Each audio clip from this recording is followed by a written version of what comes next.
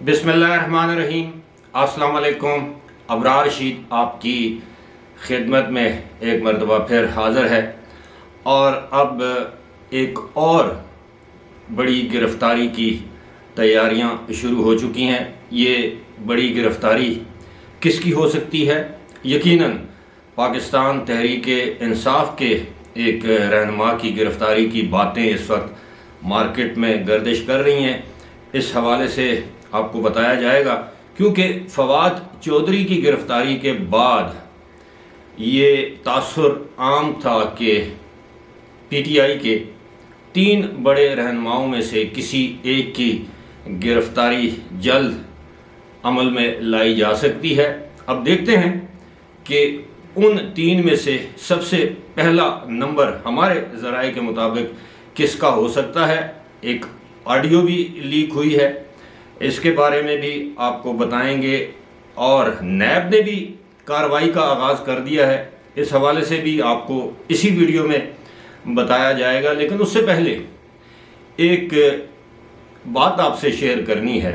गुज़श्ता रोज़ एक वीडियो के कमेंट्स में देख रहा था, जिस वीडियो के कमेंट्स के रिएक्शन के तौर पर हमारे पीटीआई के एक सपोर्टर ने मेरे नाम अपने मैसेज में लिखा है कि शेम ऑन यू लिफाफा। जी हाँ, शेम ऑन यू लिफाफा। और वो वीडियो क्या थी, खबर क्या थी कि बुशरा बीबी ने अपनी साहिबजादी इमरान खान को पेश की या उसकी शादी की पेशकश की, पेश नहीं की बल्कि शादी की पेशकश की, और उसके बाद खुद शादी कर ली और इद्दत में शादी कर ली। अब इस खबर के 2 मुहर्रिकात थे। एक तो यह है कि जावेद चौधरी ने अपने कॉलम में इस बात का दावा किया है और ओन चौधरी के साथ मुलाकात के बाद, और दूसरी जो इमरान खान के जो निकाह खान थे मुफ्ती सईद खान, जो कि अब भी पाकिस्तान तहरीक इंसाफ की कोर कमेटी के मेंबर हैं, उन्होंने ये दावा किया है, बल्कि उन्होंने एक बयान हल्फी भी लिखा हुआ दिया है। ना तो पीटीआई की जानब से ना इमरान खान की जानब से इसकी तरदीद की गई, मुफ्ती सईद खान के बयान की तरदीद की गई, और ना ही तरदीद की गई जावेद चौधरी के कॉलम की। और मुझे कहा जा रहा है कि शेम ऑन यू। भाई, मैंने कहा था कि इद्दत में निकाह करें, मैंने कहा था कि आप एक खातून पहले अपनी बेटी की शादी की पेशकश करती हैं और बाद में खुद निकाह कर लेती हैं। तो ये तो हक़ायक़ हैं जो हम आपके सामने लाते रहे हैं और लाते रहेंगे। इसमें आप जो मर्ज़ी हमें इल्ज़ाम दे दें।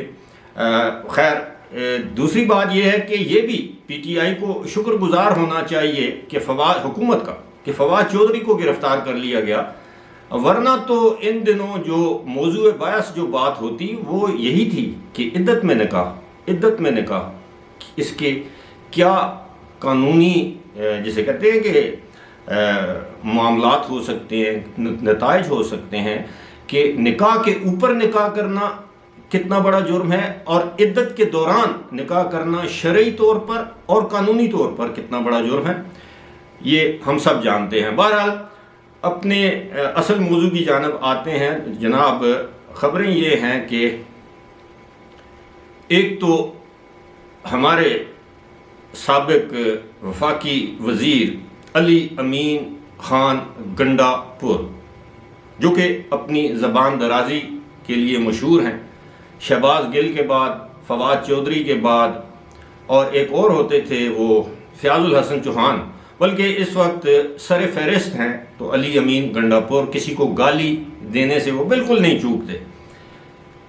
उनकी एक ऑडियो सामने आई है, और इससे पहले जो वो 16 करोड़ रुपए वाली और 25 करोड़ रुपए वाली ऑडियो आई थी, उसमें उन्होंने वाज़ेह तौर पर अपनी ट्वीट में ये कहा है कि वो आवाज़ भी उनकी है, ऑडियो भी उनकी है, लेकिन वो ये पूछना चाहते हैं कि ये रिकॉर्ड कौन कर रहा है। बहरहाल, उन्होंने एतराफ़ किया कि वो ऑडियो उनकी थी। अब ये एक और ऑडियो आई है जिसमें वो एक अमरीकी शहरी बल्कि बिजनेसमैन जावेद अनवर नामी कोई साहब हैं, उनसे अपने लिए, अपने इंतखाबात के लिए, आने वाले इंतखाबात के लिए डोनेशन या चंदा मांग रहे हैं। अस्सलाम वालेकुम sir. Yes I am very good. آپ کیسے ہیں؟ اللہ کا شکر ہے سر. آپ کی صحت ٹھیک ہے؟ ہاں بالکل. اور خیریت ہے؟ اللہ کا شکر ہے. بس سر باقی خیریت ہے. آپ سے ریکویسٹ ہے سر, ہمارے تو سارے وہ حکومتیں بھی توڑ دی ہیں خان صاحب نے, اور اسی سے ہی منظور ہو گئے ہیں.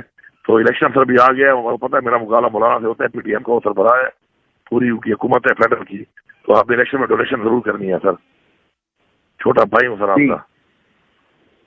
جی جی بالکل. تو باقی مجھے بتائیں, مجھے بتائیے گا. آصف سے آپ کوآرڈینیٹ کر لینا سر. ہمارا تو بندہ آپ کا ہے نا آصف بھائی. کیا کہنے؟ ہمارا تو میں نے کہا آصف بھائی ہے نا سر آپ کے پاس. ٹھیک ہے, مجھے بتائیے گا کہ میں کیا کر سکوں. جو کوئی ہوگا اوکے. Alright, thank you. اللہ حافظ سر. یہ مختصر سی آڈیو آپ نے سنی. اب اس میں ظاہر ہے آپ کسی سے بھی, اگر میں کسی انتخابی سیاست میں ہوں, الیکشن لڑتا ہوں, اور الیکشن لڑنے کے لیے میرے پاس پیسے نہیں ہیں, میرے پاس وسائل نہیں ہیں, تو آبویسلی میں اپنے کسی دوست سے, اپنے کسی رشتہ دار سے, اپنے کسی چاہنے والے سے, جاننے والے سے ڈونیشن مانگوں گا, چندہ مانگوں گا. اور پی ٹی آئی تو ویسے بھی آپ کو پتہ ہے کہ ڈونیشن اور چندوں پر چلتی ہے, چاہے وہ امیدوار کتنا امیر کیوں ہی نہ ہو. اور ہم سب کو معلوم ہے کہ علی امین گنڈا پور کے پاس اتنا پیسہ ہے کہ وہ ہمارے صوبے کے چند امیر ترین سیاستدانوں میں ان کا شمار ہوتا ہے. بہرحال یہ وہ چندہ مانگ رہے تھے, یہ ان کا حق ہے. کتنا مانگ رہے تھے ہمیں معلوم نہیں. انہوں نے کہا کہ جی ماضی کی طرح آئندہ بھی آپ ہمارے ساتھ یہ تعاون کریں. عاطف نامی کوئی بندہ ہے جو ان کا مڈل مین ہوگا, وہ ان سے رابطے میں رہے گا. اور انہوں نے کہا کہ جاوید صاحب نے کہا کہ جی بالکل جو کچھ ہو سکا میں کر دوں گا. اور یہ پھر آخر میں کہتے ہیں کہ جی کہنا یہ چاہ رہے تھے کہ I'll be obliged for you as always, لیکن کہا کہ I obliged will you, کچھ اس طرح کی انگریزی انہوں نے بولی. بہرحال یہ ایک اور معاملہ ہے, لیکن بات ہو رہی تھی گرفتاری کی. فواد چودھری کے جو کیس ہے وہ اس سے اگلی ویڈیو میں ہم بتائیں گے کہ عدالت میں اس کا کیا فیصلہ ہوتا ہے. جو حکومت کی جانب سے, یا آپ یہ کہہ لیں کہ پروسیکیوشن کی جانب سے, استغاثہ کی جانب سے, پولیس کی جانب سے, یا الیکشن کمیشن کی جانب سے یہ اپیل کی گئی ہے کہ ان کا جو جسمانی ریمانڈ ہے اس میں توسیع کی جائے. آپ کو یاد ہوگا کہ گزشتہ روز فواد چودھری کو جوڈیشل ریمانڈ پر, 14 دن کے جوڈیشل ریمانڈ پر اڈیالہ جیل بھیج دیا گیا تھا. اور آج ان کی درخواست ضمانت دائر کی گئی تھی, اور آج ان کی درخواست ضمانت پر سماعت ہونی تھی.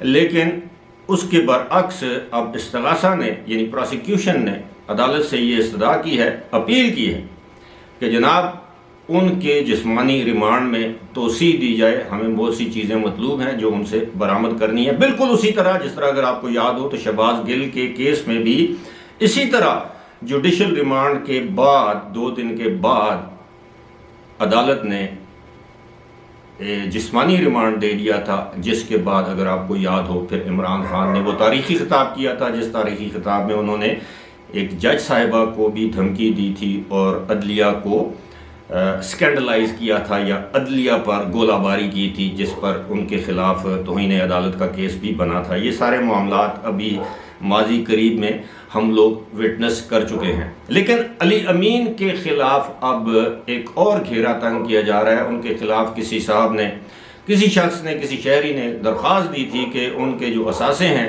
ان کی چھان بین کی جائے. ان کے اثاثے ان کے ذرائع آمدن سے بہت زیادہ ہیں. اب نیب نے ڈی سی ڈیرہ اسماعیل خان کو یہ خط لکھا ہے کہ جناب علی امین کے اثاثوں کی جانچ پڑتال کی جائے اور بتایا جائے کہ ان کی ڈی آئی خان میں, یعنی ڈیرہ اسماعیل خان میں کتنی جائیدادیں ہیں, ان جائیدادوں میں کمرشل جائیدادیں کتنی ہیں, نجی نوعیت کی کتنی ہیں, دیگر جو انہوں نے خریدی ہیں اپنے دور اقتدار میں ان کی تفصیلات کیا ہیں, بینک اکاؤنٹس میں کتنے پیسے ہیں, وغیرہ وغیرہ. تو اب اس سے یہ ثابت ہوتا ہے کہ نیب نے علی امین گنڈا پور کے خلاف انکوائری شروع کر دی ہے, اور جو ہی ان اثاثوں کی تفصیلات سامنے آتی ہیں تو علی امین گنڈا پور کو حراست میں لیا جا سکتا ہے. اگر ان کے جو بنائے گئے اثاثے ہیں ان کی مالیت 50 کروڑ سے زیادہ ہوئی, کیونکہ نیب کے جو نئے قوانین ہیں, ترمیم شدہ قوانین ہیں, اس میں اب 50 کروڑ سے زائدہ کے جو اثاثے ہیں اس پر نیب کارروائی کر سکتا ہے، ادروائز نہیں کر سکتا۔ اسی کے ساتھ ساتھ ایک اور چیز جو ہے وہ علی امین نے اسی طرح کی ایک ٹویٹ کی تھی جس میں باسٹرڈ کا لفظ استعمال کیا تھا مختلف لوگوں کے خلاف، انڈائریکٹلی اداروں کے خلاف۔ اور اب اس باسٹرڈ کے لفظ پر اگر آپ کو یاد ہو تو سینیٹر اعظم خان سواتی کی گرفتاری عمل میں آئی تھی، پھر اس کے بعد جو سلوک ان کے ساتھ ہوا وہ تاریخ کا حصہ ہے اور ہمارے سامنے ہے۔ لیکن ساتھ ہی ساتھ آپ کو یہ بھی بتاتے چلیں کہ اس وقت کہا یہ جا رہا ہے کہ علی امین اور اسد عمر دو ایسی شخصیات ہیں جن کے خلاف گھیرا تنگ کیا جا رہا ہے اور ایک ایک کر کے ان کو بھی گرفتار کیا جائے گا۔ اور یہی وجہ ہے کہ عمران خان نے گزشتہ رات قوم سے اپنے خطاب کے دوران آصف علی زرداری پر اپنے قتل کی سازش کا الزام لگایا ہے۔ پیپلز پارٹی والے بھی اس معاملے کو عدالت میں لے کر جانے کا سوچ رہے ہیں کہ وہ ثبوت مانگیں گے کہ ثبوت ان کو مہیا کیے جائیں یا عدالت کو دکھائے جائیں کہ ان کے پاس کون سے ثبوت ہیں کہ انہوں نے ایک بڑی سیاسی جماعت کے ایک بڑے رہنما یا قائد پر قتل کا الزام یا قتل کے سازش کا الزام لگایا ہے۔ عمران خان کی بنی گالہ سے سیکیورٹی واپس لے لی گئی ہے۔ اب بنی گالہ میں سیکیورٹی کو دینا کوئی تک نہیں بنتی۔ اسلام آباد پولیس کے مطابق وہ کئی مہینوں سے بنی گالہ میں مقیم ہی نہیں ہے، تو وہ ایک گھر کی سیکیورٹی کے لیے سینکڑوں جو پولیس اہلکار ہیں وہ وہاں پر تعینات تھے جن کو واپس بلا لیا گیا ہے۔ البتہ زمان پارک میں جو سیکیورٹی ہے وہ پنجاب کی جو گورنمنٹ ہے اس نے بھی اضافی سیکیورٹی واپس لے لی ہے۔ دوسری جانب اب یہ کہا جا رہا ہے کہ جناب جو انہوں نے رویہ اپنا رکھا ہے اس وقت پنجاب کے وزیر اعلیٰ محسن نقوی کے خلاف، اور ایک باقاعدہ مہم کا آغاز کر دیا گیا ہے کہ محسن نقوی جو ہیں وہ موجودہ army chief general Asim Munir کے دست راست ہیں، ان کے دوست ہیں، اس لیے ان کو وزیر اعلیٰ بنایا گیا ہے۔ کیونکہ جب جنرل عاصم منیر عمرہ کی ادائیگی کے لیے گئے تھے تو بیت اللہ شریف کے اندر کعبہ کے اندر خانہ کعبہ کے اندر جن لوگوں نے نوافل ادا کیے تھے اس میں جنرل عاصم منیر کے اہل خانہ کے علاوہ محسن علی نقوی بھی یا محسن رضا نقوی بھی شامل تھے، اور اس میں ان کی تصاویر بھی سامنے آئی ہیں۔ اب اس حوالے سے اب کوئی بھی شخص کسی کا بھی دوست ہو سکتا ہے، یہ اس کی کوالیفیکیشن بھی ہو سکتی ہے، یہ اس کی ڈسکوالیفیکیشن بھی ہو سکتی ہے۔ کسی جنرل کا میں دوست ہو سکتا ہوں، یہ اس جنرل کی خوش قسمتی بھی ہو سکتی ہے، بدبختی بھی ہو سکتی ہے، یا کوئی جنرل اگر میرا عزیز ہے اور میں کسی ایسے کام میں یا سیاست میں انوالو ہوں تو وہ یقیناً اس جنرل کی خوش قسمتی بھی ہو سکتی ہے، بدقسمتی بھی ہو سکتی ہے، یا وائس ورثہ وہ میری خوش قسمتی یا میری بدقسمتی بھی ہو سکتی ہے، میری ڈسکوالیفیکیشن بھی بن سکتی ہے کہ میں کتنا بھی اہل ہوں لیکن اس جنرل کی وجہ سے، جنرل سے رشتہ داری کی وجہ سے شاید مجھے وہ عہدہ یا مقام نہ مل سکے جو ادروائز مجھے مل سکتا تھا۔ اس طرح کے معاملات ہوتے ہیں۔ بہت سے جج صاحبان ہیں جن کے داماد، جن کے بیٹے، جن کی بیٹیاں مختلف عہدوں پر فائز رہی ہیں یا رہے ہیں یا آج بھی ہیں، تو یہ رشتہ داری ہونا کوئی بڑی بات نہیں ہے۔ البتہ ایک بات طے ہے کہ اب عمران خان نے خیبر پختونخوا کے وزیر اعلیٰ اور یہاں کے وزراء کے خلاف بھی زہر اگلنا شروع کر دیا ہے۔ یاد رہے کہ خیبر پختونخوا کے جو وزیر اعلیٰ ہیں، نگران وزیر اعلیٰ اعظم خان، ان کا نام پی ٹی آئی کی جانب سے آیا اور دونوں اطراف نے اس پر، یعنی اپوزیشن، صوبے کی اپوزیشن اور اس وقت کی حکومت نے ان پر اتفاق کیا اور اتفاق رائے سے وہ وزیر اعلیٰ بنے۔ اور اب یہ کہا جا رہا ہے کہ وزیر اعلیٰ نے اپنی مرضی کے وزراء لیے، اور وزراء کے بارے میں یہ کہا جا رہا ہے کہ تمام کے تمام تقریباً 90% جو ہیں وہ اربوں پتی ہیں اور کسی کے پریشر میں آنے والے نہیں ہیں۔ اب دیکھتے ہیں آنے والے دنوں میں پہلی گرفتاری، یعنی پہلی تو نہیں، دوسری گرفتاری کس کی ہوتی ہے، اور دوسری بات یہ ہے کہ کیا شہباز گل والا معاملہ اب فواد چودھری کے ساتھ دہرایا جائے گا یا نہیں۔ فی الحال اسی کے ساتھ مجھے دیجیے اجازت۔ خدا حافظ۔